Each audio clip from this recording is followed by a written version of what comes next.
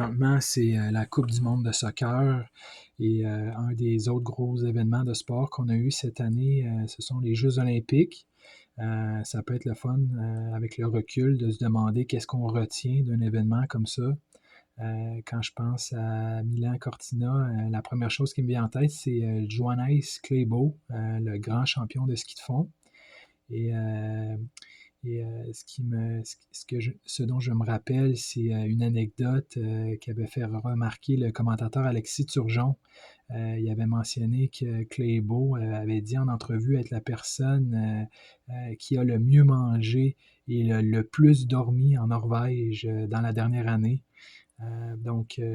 Le sommeil étant quelque chose qui m'intéresse, j'ai voulu voir si je pourrais peut-être pas retrouver l'endroit où Klébo avait mentionné ça et peut-être en apprendre un peu plus sur ses méthodes, avoir plus de détails si on veut. Mais j'ai pas trouvé cette entrevue-là comme telle, mais ça m'a permis de trouver autre chose. Un excellent texte sur le site de Radio-Canada qui s'intitule Soigner son sommeil pour atteindre le sommet. Ça avait été publié en avril 2021. L'auteur, c'est Guillaume Piedboeuf. J'ai mis un lien dans la description en bas du vidéo.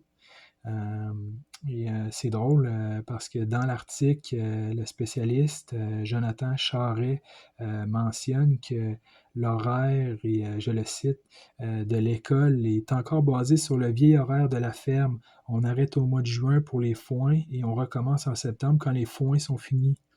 Et comme on s'est levé tôt tout l'été pour les foins, on fait la même chose avec l'école. Donc ça, c'est sa citation. Euh, et cette... excellent texte et cette mention justement de l'horaire de la ferme me permet d'enchaîner vers mon prochain sujet, qui est une émission qui s'intitule How to be French en Alberta.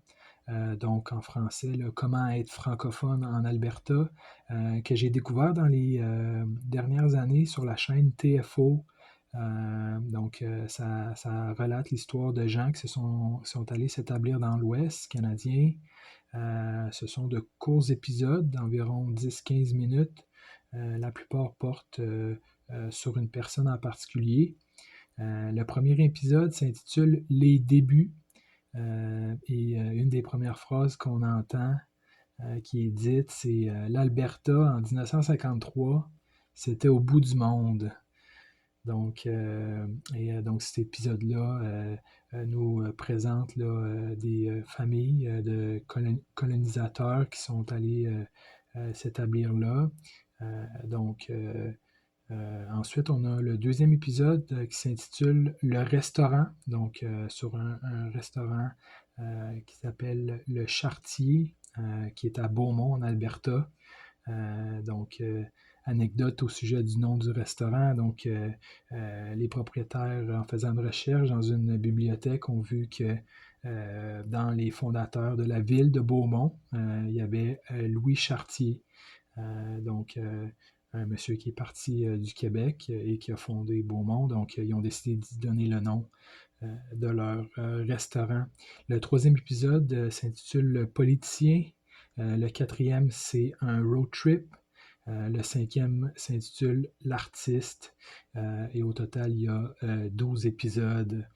Sur le site web apfc.info, on peut visionner le premier épisode de How to be French en Alberta et également le premier épisode de How to be French en Colombie-Britannique, la série sœur, si on veut. Je vais avoir mis les deux épisodes dans le lien dans la boîte de description sous la vidéo. Le premier épisode de How to be French en Colombie-Britannique s'intitule L'ambassadeur de fromage canadien. Et le sujet, c'est David Baudouin, qui est à Kelowna. Donc, j'espère que vous avez apprécié. Merci et je vous dis à la prochaine.